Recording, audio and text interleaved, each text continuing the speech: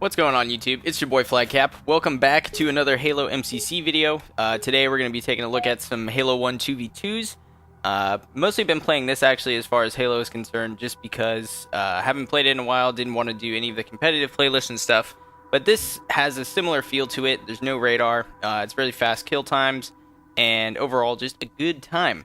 So this game, I think I ended up going 33-4 or 33-5, something like that, over positive 25, so a pretty good game. But there's a couple interesting things about this map. So when you do the search for Halo CE, you're actually getting 3 options to vote on. One is going to be a Slayer and 2 objective types, and each one is 2v2. But the maps in particular are kind of odd. Some of them are really large for 2v2, and some of them feel almost inadequately small for a 2v2, so it's odd. This map in particular, Rat Race, feels a little too big, and so sometimes you'll find yourself walking around without really much going on. But they fix that, or they inadvertently fix that in a way, because the spawns in Halo CE are absolutely fucked. So what's going to happen most of the time is you'll kill someone, or you'll take down both members of the team, and they'll respawn either directly next to you or a couple feet behind you or something like that. And if you're the person who's on the other receiving end of that, it's extremely annoying, because even if let's say you get killed and your teammate is in the midst of dying, he's getting shot at by both of them, you'll still respawn next to him, and he's probably getting naded or sniped or any number of things. So you will die as well. Pretty annoying. As a quick aside too, I would say that I am still playing Ori and the Blind Forest. The review for that will be coming out at the end of the week, probably on Saturday or Sunday. When I checked last night, I'm at 72% completion, so I'm almost done. I have 3 of the 4 dungeons completed, as far as I know, unless there's an extra one not described in the achievement list. And yeah, I'm one of those people that looks at the achievement list beforehand. But I'm really enjoying that game, so look forward to that review coming out in the next couple days. So as far as this map is concerned, a couple things. So you have the teleporters, which will take you around the map. It's basically 2 or 3 long tunnels that are all connected in a square.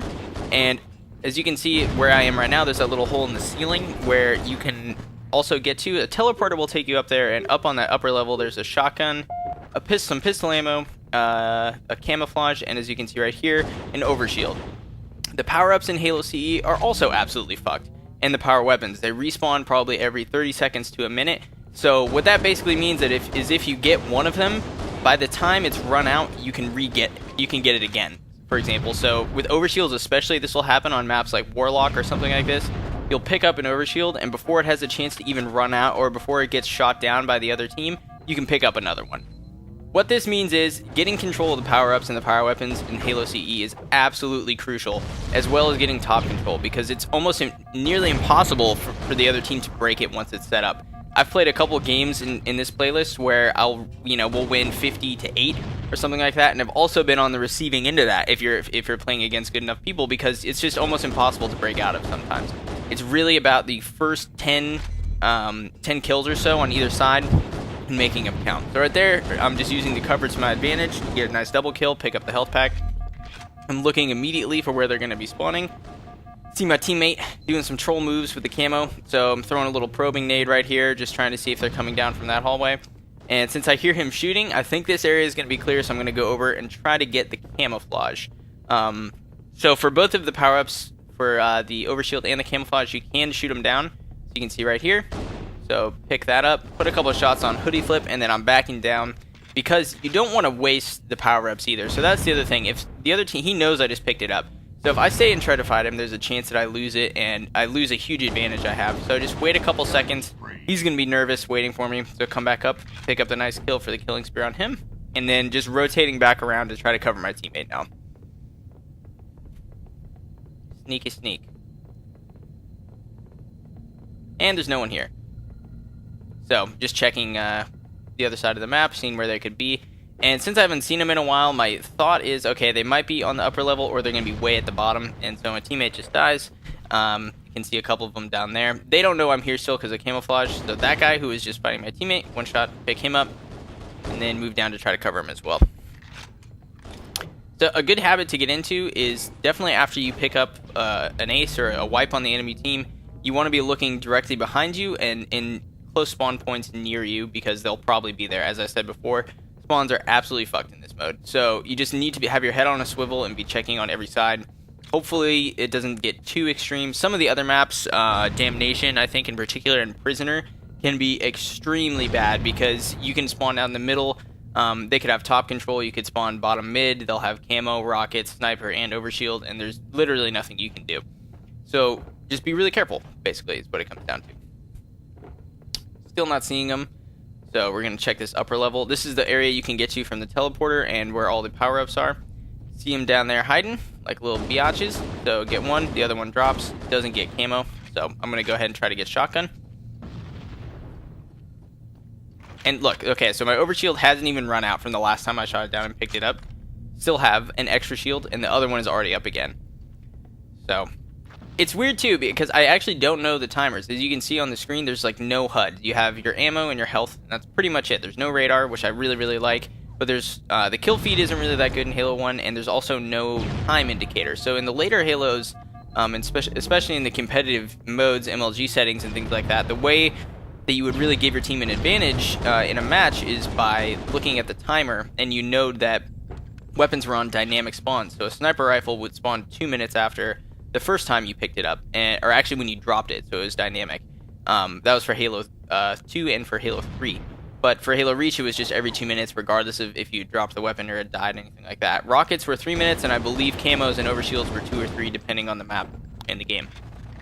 But in this mode, I seriously think it's every 30 seconds. So, the other cool thing about Halo CE and why I've been playing this playlist a lot is because the pistol is a 3-shot kill. And in a lot of ways, it's the precursor to the battle rifle in Halo 2, 3, 4. Reach had the DMR, and Halo 3 ODST had the silenced SMG as kind of the primary weapon. But this is really, you know, what started it all. It's the kill times are so extreme and so cool in this mode that it's extremely fun. So with one clip you can pick up 3 or 4 kills if you have host. And that's one thing I would say is having host in Halo 1 especially is a huge advantage. More so, it's an advantage in all of the Halos, but especially in this because the kill times are so fast and because the zoom on the pistol is extremely long, you can shoot across the map and 3-shot someone directly when they spawn before they really have any idea what's going on. I have a little bit of teleporting games here. Get a Guardian Angel. This guy comes back out like a derp. Nice little double kill. And as you can see, he spawns directly behind us. And there's his teammate. So that's the kind of stuff I'm talking about. But back-to-back doubles and the 15 kill spree, it's pretty nice. I will take it. And it is odd too, because if you look at the pistol in basically all the Halos after Halo 1, it's really, really bad. I guess Halo 3 pistol is strong, but the recoil is really weird on it, the firing rate is extremely slow, and there's no zoom. So having a zoom on this as the primary weapon was really interesting for the time, and I remember when I was playing this when I was younger, when it first came out, the 2v2s was definitely what you did, but you would play it on maps that were just ridiculous, like Hang 'em High, Blood Gulch, and things like that. And the reason that 2v2s were so big is because... Oh, this part is annoying. So, extra nade gonna take me out somehow. The nade radius in this game is ridiculous. But the reason that 2v2s were so important is because there was no Xbox Live yet. I mean, you could theoretically rig it up to XBC, Xbox Connect on your PC, and play Halo that way with larger groups. And Halo 1 PC did have a substantial following, just like Halo 2. But for the most part, you played it with your friends at your house, right? And if you were lucky enough to have a LAN or something, you could do more. But usually, you had one screen, you had 4 controllers, 1 Xbox, so it was 2v2s, and that's what you did. But the strange thing about it was, like, you have maps like Blood Gulch and Hang 'em High, which are just massive, and for 2v2s, it's hard to get to 50 kills. It takes a long, long time. So, in a lot of ways, the pistol kind of solves some of those issues because you can cross-map people on that. That was a nice, really good turn of events right there. You'll get into a rhythm when you play like this playlist in particular. Like I said, the spawns are so fucked, but you'll kind of start to expect it, and before you know it, it's not like I know the spawn points necessarily in these maps, because even when I was playing Halo 1, it was primarily the campaign. I played multiplayer somewhat with my friends, but mostly that started in Halo 3, to be honest. Halo 1 and 2 for me was more about campaign experiences, trying to beat it on Legendary, or playing a co-op with a friend on Heroic and trying to do weird things like get outside the levels and find the skulls and all that kind of crap, right? So I don't really know these maps too well. I'm just actually still in the process of learning them, and I don't know the spawn points. But what you can do is start to predict them pretty easily. Generally in Halo, how the spawn system works, at least in Halo 2 onward, is if you kill someone on one side of the map, let's say directly in front of you, they will spawn as far away from you as possible on the opposite side of the map, unless that is blocked by your teammate. And so if you know, for example, that you kill someone and that your teammate is blocking a spawn on the opposite side of the map, you look to different areas than the spawn would normally be. This is how teams can also, get setups going for competitive play, where they basically know, since your team is going to spawn in one area and they kill you there, they then all rotate and look to the next spot, and that's how you get trapped really easily. It's called spawn trap. So being aware of that is really key, and being able to successfully implement that against another team is really, really rewarding.